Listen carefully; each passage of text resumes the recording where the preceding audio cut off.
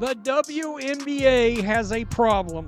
Guys, there's ratings for a couple of these games that are eye-poppingly bad. Kathy Engelberg, this is what happens when you don't protect your superstar. We were all aware that the WNBA would suffer from Caitlin Clark's absence. However, we are now beginning to realize how serious it is. Let's face it, those pay us what you owe us teas are deteriorating like milk left in the sun. Here are the most recent viewership figures. Furthermore, the drop-off is not only significant but disastrous. The problem is that this is much more than a decline in ratings. For Kathy Engelberg and the league as a whole, the future will be even more dire, because Caitlin's recuperation is now receiving fresh updates, and let's not forget the tale that fans have been told thus far. It's not entirely accurate. This is turning out to be the largest "I told you so" moment in Caitlin Clark supporters' history, and a nightmare for the WNBA, which is happening in real time. Let's dissect it then. The facts, the figures, and the consequences of Caitlin's injury timeline. Hit the like button first, though, and wish her a speedy and complete recovery. Y'all cannot come out there with those shirts of "pay us what you owe us" and then do that in the All-Star game. At the All-Star game, there were more statements besides the players' t-shirts. Additionally, we witnessed firsthand what the WNBA might look like without Caitlin Clark. You wouldn't know it from the way the media reported it, but it wasn't pretty either. Viewers fell 36% when Caitlin was not on the show. However, ESPN ran a story boasting of a triple-digit growth, cleverly drawing a comparison to 2023, the year Caitlin Clark didn't even enter the league. They genuinely believed that no one would notice. IT backfired instead.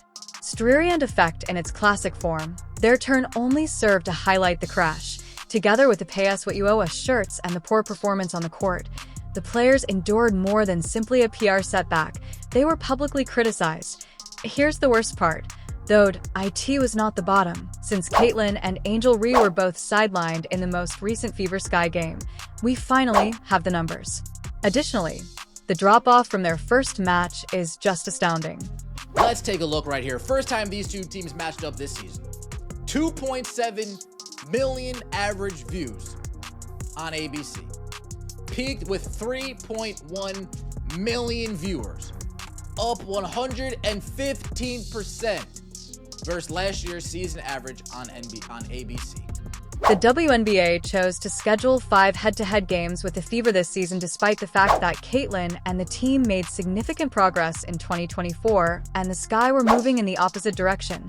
An amazing ratings bonanza for the first one. Millions of people watched, but the free fall started as soon as Caitlin fell. Viewers went from 2.7 million for the first match to 1.9 million for the rematch, and then only 1.5 million for their third encounter. The audience gets smaller with each game. IT has now dropped considerably more. 1.31 million? We have officially regressed. We have went way backwards, which is slightly above the average national TV viewership for Fever games this year. But it also is the least watched of the 8 Chicago and Indiana games since 2024. Yes, exactly. The most recent Fever Sky game is only seen by 1.3 million people, and while that could appear respectable on its own, it's a catastrophe when taken into account. That represents a more than 50% drop in attendance, with 1.4 million fewer people tuning in than for their first meeting. For comparison's sake, the Fever's preseason exhibition against the Brazilian national team also attracted 1.3 million viewers. The actual kicker is right here. These aren't your typical Fever Sky games. They should be the WNBA's most anticipated games, the main event that casual fans truly look forward to all day. The WNBA has a problem. Because it seems with Caitlin Clark out, not only are the Indiana Fever games losing their steam, not only is the marquee matchup against the Chicago Sky losing its steam, that's the marquee matchup this league has to offer casual fans. You go up to anybody in the streets, name 2 WNBA players. One is always going to be Caitlin Clark, and the second is usually going to be Angel Reese. Maybe you'll get a Sabrina, maybe. But usually it's going to be those 2.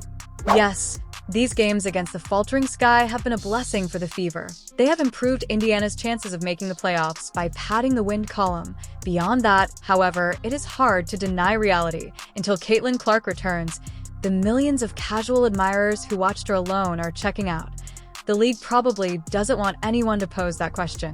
Does that explain the ambiguity of Caitlin's injury updates? Why does it seem like something is being held back in every status update? Because it seems more like they're attempting to maintain hope for ticket sales, TV ratings, and everything else in between. The more you look at it, the less transparent it becomes. 1.4 million people checked out. That's not a trend that the WNBA is excited about. That's a trend that Kathy Engelbert would say, hey, Fever, hey, Lynn Gunn, hey, Kelly, hey, Amber, can you guys start dangling that Caitlin Clark return like you used to do? You know, before Caitlin Clark gave a statement and you guys were hands off. Can you guys, just string them along a little bit more? We want to get these ratings back up. Caitlin's name has been next to game time decisions lately, but Stephanie White has turned around and acknowledged that she hasn't even completed all of her practices. Think about what that does, but I'll get to her real status in a moment. Fans continue to hope that she will suit up because it raises just enough doubts.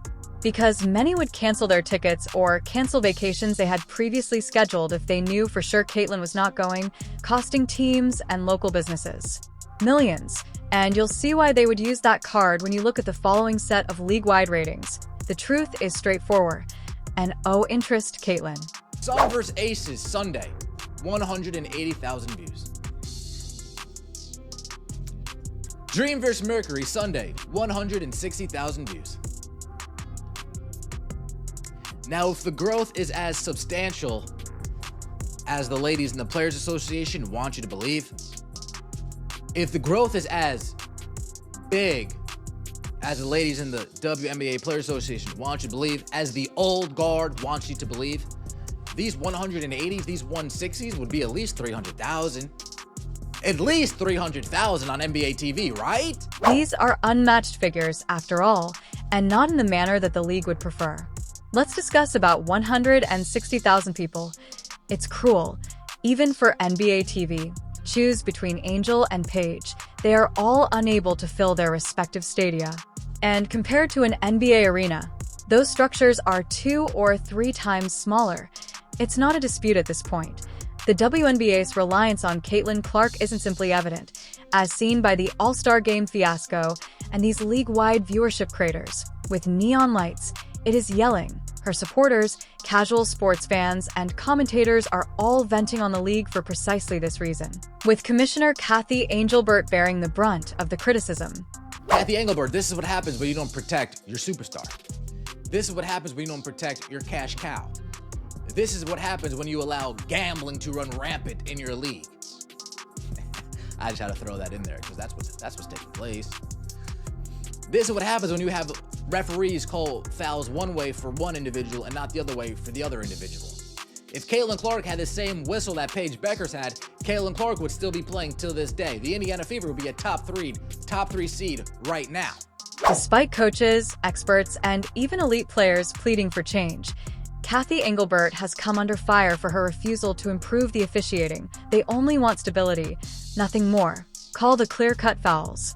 Keep the players who are genuinely generating interest safe. The referees will do it for other people, but not for Caitlin or anyone else who has the fever. Take a listen to Sophie Cunningham's description of the adulation Paige Beckers receives. I love Paige to death. Do not get me wrong. I think, I think she's a hell of a player and, would love to play with her one day. But those refs were giving her every freaking whistle last night. You literally couldn't touch her. Couldn't touch her. And that shit is so annoying to me. And if you're going to do that, then give it to our guards. I just hate the inconsistency. Or we know she's a good rookie and, she's going to get some whistles. But, to get the treatment she got last night was crazy. Yeah. Crazy. Called. Well, she's gonna be one of those players that she's already gonna be a GOAT. She's gonna be a Hall of Famer. Everyone knows that she's freaking hell of a player. But getting some of those whistles already, oh my, I couldn't. The season's black eye was the Connecticut Sun game. The most obvious and visible sign of the abuse the league has only given Caitlin a smack on the wrist when she takes the court. When the league's numbers plummet without Caitlin, it's precisely the kind of thing that causes her supporters to shrug. Many people will categorically state, If she's out, I'm out. Because the criticisms are consistent when Caitlyn isn't in the lineup, IT moves slowly. It's stale, it's dull. Between the two rivals, I can tell you a big problem right now. Watchability. These games are not fun to watch right now. And honestly, some of the games with Caitlin Clark were not fun to watch.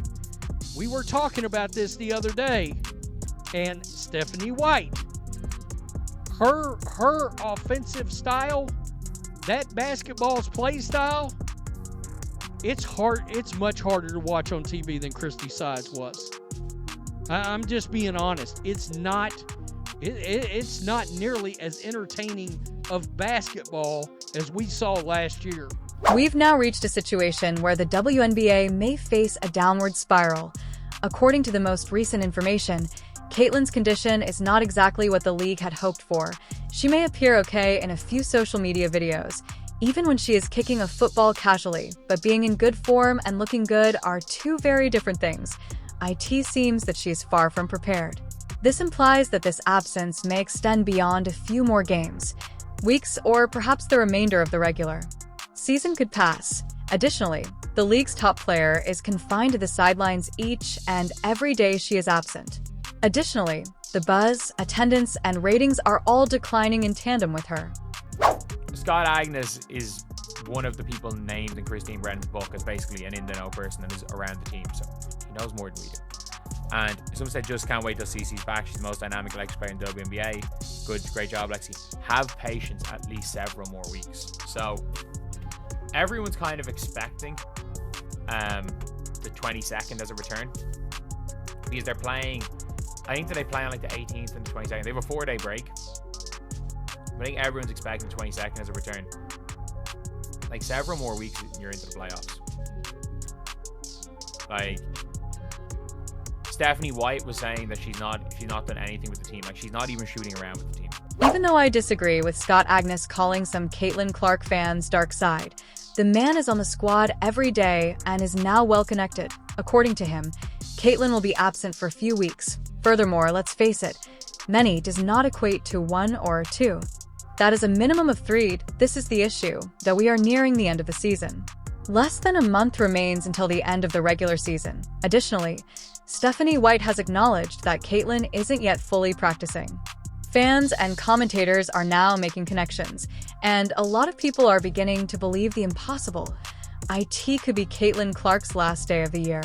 If I'm their coach, she needs to practice for at minimum a week. At the minimum, she needs to be doing everything in practice for at least a week before you throw her back in the mix. Now you're going to throw her back in the mix when all of these teams are at peak condition, and we already know what happens when Caitlin Clark gets back out on the court. Teams play defense on her differently. They play extra physical with her. There's all of these different factors that come into play. That's why I'm sort of leaning to the point of maybe Caitlin should be out for the rest of the season. Maybe this season is just done for her. Maybe it doesn't make sense for her to come back into the mix if the Fever aren't contenders. Are the Fever contenders at this point? I'm just not so sure. Do you risk another injury that can again compound and turn into something else down the line? Caitlin made a telling admission in her interview with Sue Bird. If you saw it, the supporters put pressure on her to perform, and the last time, she hurried back before she was ready due to the pressure. Her mother intervened this time with a different message. Reduce your speed. You've already given the league, the supporters, and your team your all. It's time to prioritize yourself now, and she's doing precisely that. There is currently no time frame for her return. Therefore, there is no hurrying or taking shortcuts. So I think that's been like the hardest part, has just been like the stop and go of everything. Like, and also like with the type of injuries that I've dealt with, like there's no real, it's not like 6 weeks. All right, you're coming back for the Connecticut Sun game on August all about how you 30th feel in the or whatever. It's like, how do you feel? Like, and even like when I have been back, like I don't know how I'm gonna feel the next day after playing, like when you're dealing with like these type of injuries. For this reason, it's quite possible that everyone, including the league office and the Fever, already knows Caitlin might be out for the remainder of the regular season, if not the entire year. They simply cannot acknowledge it, since doing so would have disastrous financial repercussions for the league and the franchise. And it's at the worst possible time. College football, the NFL preseason, and even preseason games are already attracting higher viewership than the WNBA. The games themselves aren't as popular as the colors of the rubber objects that are hurled onto the court. It's bad news for players and owners that the league is having problems. Players will have less negotiating power in the upcoming CBA the more it becomes clear that the WNBA cannot function without Caitlin Clark. And for that reason, a growing number of people think that a strike is imminent. Here's the truth, though. Not just the WNBA would suffer from a strike. IT might put an end to it. Either way, if you're the WNBA, you cannot afford a strike. You cannot afford a canceled season. This league doesn't have enough of a dedicated fan base to survive a canceled season. Think about what's happening with the WNBA right now. They're in the latter stages of the regular season. No one's really talking about it. Outside of winged wieners flying on the court, no one's talking about the WNBA. Let's face it, even if I enjoy seeing Caitlin Clark, the casuals are gone and won't return if there is a strike. We've already seen this movie in MLB and NHL. Years of momentum are lost when there is a work stoppage or significant disruption. The distinction was that those leagues relied on their enormous fan bases and decades of history. The WNBA is balancing on a chair that folds up. There is no assurance that they would totally recover, even with Caitlin. Additionally, there isn't a rush to return to the arenas following the league's treatment of her followers, labeling them disruptive and worse. As a matter of fact, many will observe the ratings collapse and attribute it to karma. The true threat here is that the fever has not just subsided as a result of Caitlin's injury. IT tore away the curtain and revealed the WNBA as a whole. And as it has been since the beginning, the NBA's checkbook might be the only thing holding it up when everything is said and done. You are exactly what you are for remaining here. So if you're still here, leave a GOAT comment. Thank you for viewing.